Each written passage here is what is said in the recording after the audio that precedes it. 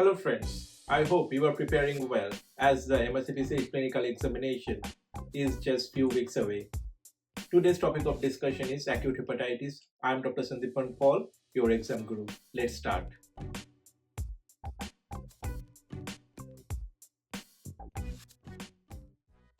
Today, we will discuss the definition of hepatitis, what are the causes, what are the types, as well as the clinical features, investigations, management, prognosis, and we will review the preventative strategies.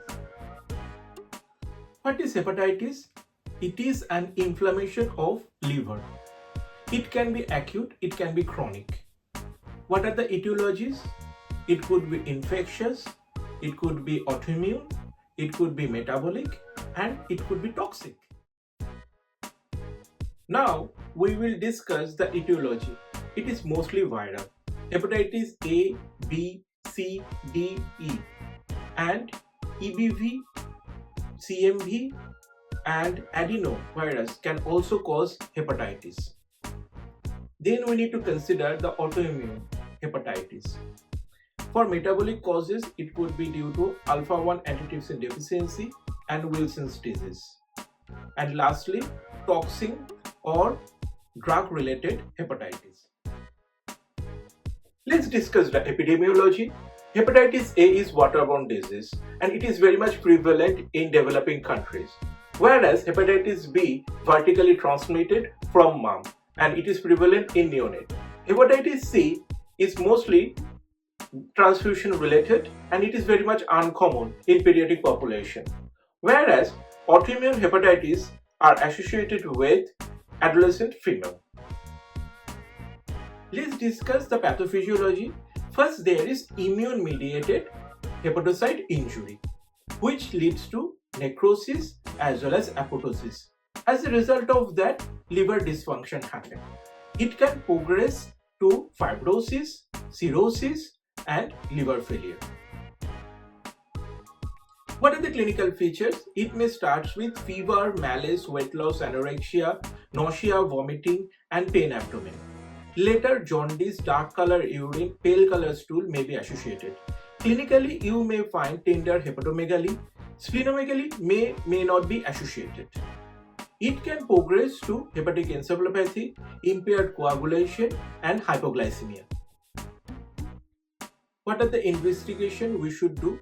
First, the liver function test. What is expected? Increased level of bilirubin, increased level of AST, ALT. When there is biliary stasis, you may expect high ALT as well. Then we need to check the synthetic function of liver, PT, INR, and full blood count. For screening purpose, we need to do hepatitis A antibody, HBsAg for hepatitis B, anti-ACV antibody for hepatitis C, etc. Then we need to do the anti-LKM antibody, SMA, ANA to rule out autoimmune hepatitis. To rule out the metabolic causes, we may need to consider ceruloplasmin level, alpha-1 antitrypsin level. And we can also perform ultrasonography with or without elastography. Now we are going to discuss the general management. First, we need to consider adequate nutrition, proper rest, and adequate hydration. We need to monitor the liver function, INR, and electrolytes and glucose.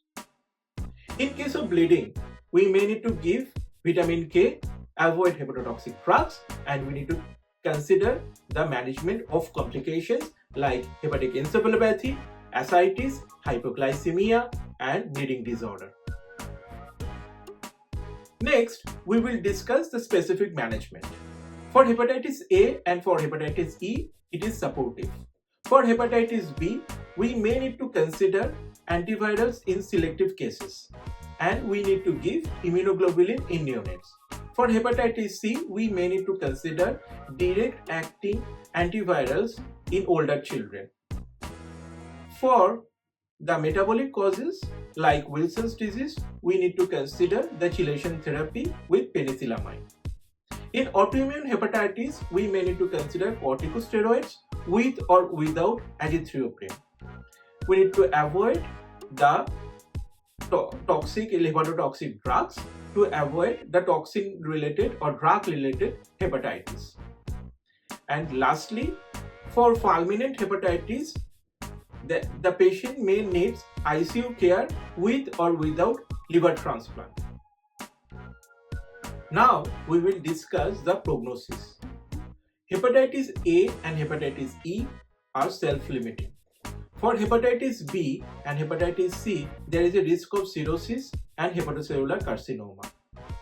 Autoimmune hepatitis and metabolic hepatitis may be progressive without treatment. And if there is liver transplant, the prognosis is generally good in children. Now we will review the prevention strategies. Hepatitis A and hepatitis B, for them the vaccines are available.